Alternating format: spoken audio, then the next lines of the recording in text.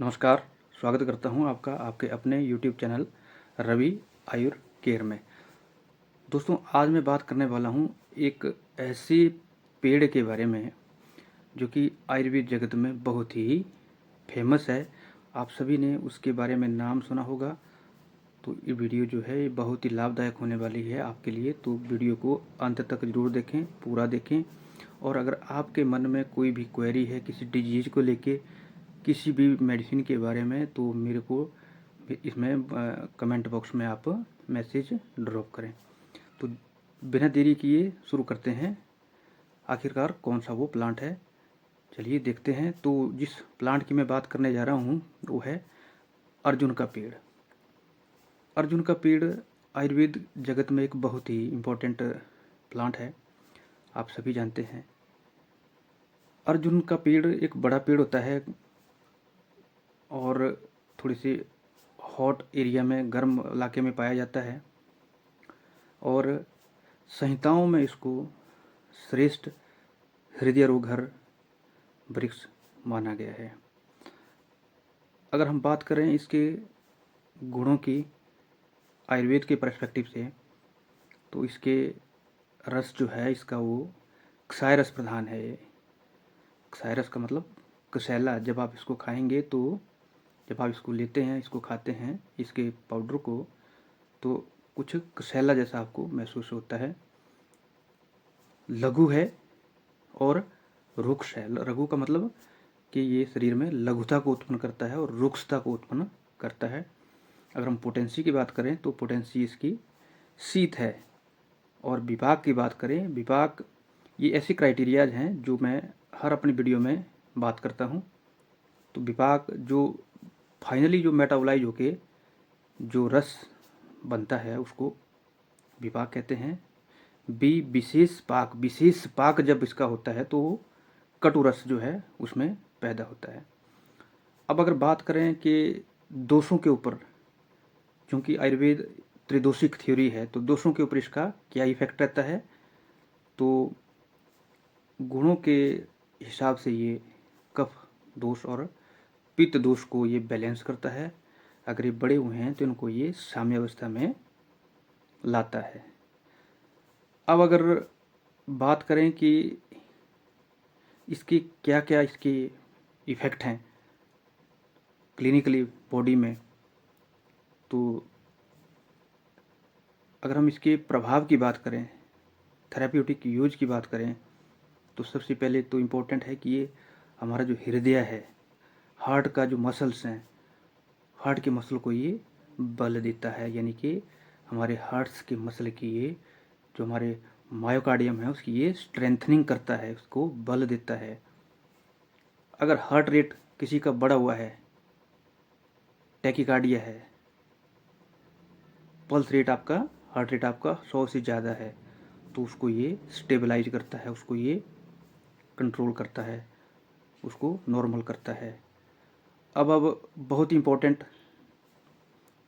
जो इसका इफ़ेक्ट है हार्ट के ऊपर, वो है कि ये हार्ट के इजेक्शन फ्रैक्शन को इम्प्रूव करता है, बढ़ाता है। इजेक्शन फ्रैक्शन का मतलब जो हमारा पंपिंग का जो मेन काम होता है, वो हमारा हार्ट का जो लेफ्ट वेंट्रिकल जो होता है वही जो है पंपिंग इस तरह से करता है। तो ये पंपिंग जब किसी कारण हमारे हार्ट की कम हो जाती है, चाहे वो मायोकार्डियल इन्फेक्शन हार्ट अटैक से कम हुई हो, या किसी लंबे समय तक बीपी जब बना रहता है, हाइपरटेंशन हो क्रोनिक, तो भी जो है वो चैम्बर का साइज बढ़ जाता है, या फिर किसी और कंडीशन की वजह से हार्ट फेलियर हो, तो उस केस में जो पंपिंग कैपेसिटी है, जो इजेक्शन फ्रैक्शन है, वो जब कम हो जाता है तो उस केस में ये इजेक्शन फ्रैक्शन को बढ़ाता है, इम्प्रूव करता है। और ये इसके ऊपर मेरा क्लिनिकल स्टडी चली हुई है।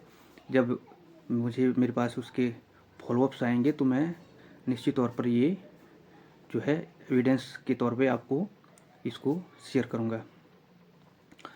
साथ ही साथ अगर हम बात करें ब्लड के ऊपर इसका क्या इफेक्ट रहता है, तो ब्लड को ये प्यूरिफाई करता है,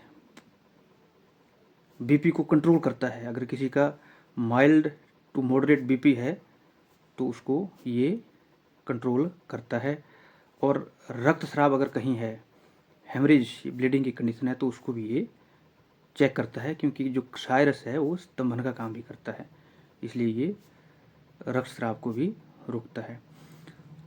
अब अगर कहीं पे व्रण, किसी पे क्रोनिक जो वुंड होती है, जख्म होता है, तो उस केस में ये व्रण का शोधन भी करता है और उसका रोपण भी करता है। वैसे भी आयुर्वेद में व्रण के लिए जो औषधि बताई हुई है वो पंचवल्कल, जो हमारे जैसे बड़, but, उदुम्बर, Ashwath, Paris, plucks, people हो गया, इस तरह की पेड़ों की जो छाल होती है, उसकी छाल के काढ़े से हम व्रण का शोधन करते हैं। जैसे आजकल के दौर में पिटाडीन और हाइड्रोजन पेरोक्साइड करता है, वही काम जो है ये अर्जुन की छाल का काढ़ा भी व्रण के केस में करता है।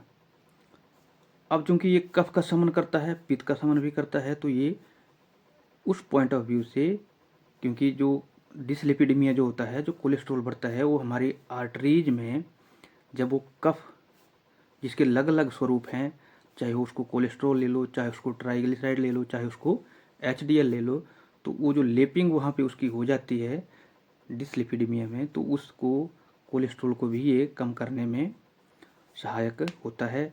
अगर बोन हेल्थ की बात करें तो बोन में ये हमारी कैल्शियम लेवल को जो है ये पूरा करता है। कैल्शियम की सप्लीमेंटेशन के तौर पर भी इसको यूज किया जा सकता है। मूत्र में अगर किसी को जलन है, यूटीआई के साइन है, जैसे मैंने कहा कि कफ और पित्त शामक है, तो पित्त का शमन करने के हिसाब से ये मूत्र संबंधी रोगों में जब जलन होती है, यूटीआई होता है, तो उसमें भी ये लाभदायक है। आचार्य चरक ने इस अर्जुन को कषाय स्कंद में इसका वर्णन किया है। सुश्रुत ने इसको प्रमेय, रक्तपित्त और व्रण में इसको उपयोगी माना है।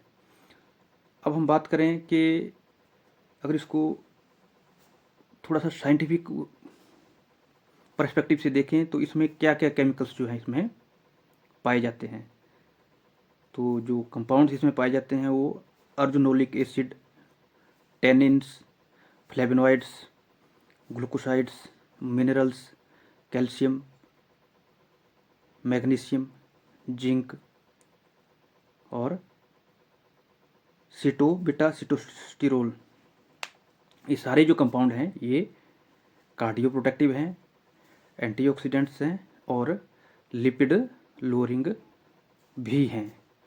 अब जब हमने इसका प्रयोग लिपिड लोअरिंग के उसमें करना है, कोलेस्ट्रॉल को कम करना है, तो हम इसका एक विशेष फॉर्मुलेशन होती है, क्षीर पाक जिसको हम कहते हैं, दूध में उबाल के जो है अर्जुन छाल का काढ़ा बना के, और जब उसमें हम पानी डालते हैं, तो पानी डालने के बाद जब वो शेष दूध के समान रह जाता है, जिसको कि हम क्षीर पाक की कल्पना कहते हैं, उसमें जो है विशेष ये लाभ डिसलिपिडेमिया या बढ़े हुए कोलेस्ट्रॉल को कम करने में करता है।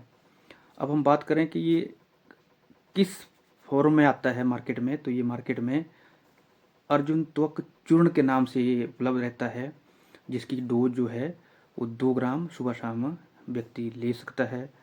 वो पोषण जो होता है सुपोषण जल से भी लिया जा सकता है, या फिर व्याधि के हिसाब से, दोषों के हिसाब से उसका अनुपान का चयन किया जा सकता है।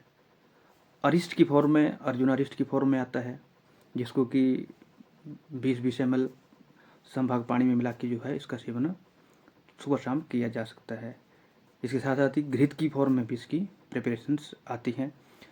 तो साथियों, ये था अर्जुन के बारे में ब्रीफ डिस्क्रिप्शन, लेकिन ये जो है यहाँ पर अवेयरनेस पॉइंट ऑफ व्यू से ये मैंने आपको बताया है। अगर आपको की व्याधि विशेष है तो आप अपने चिकित्सक से ज़रूर सलाह लें। धन्यवाद।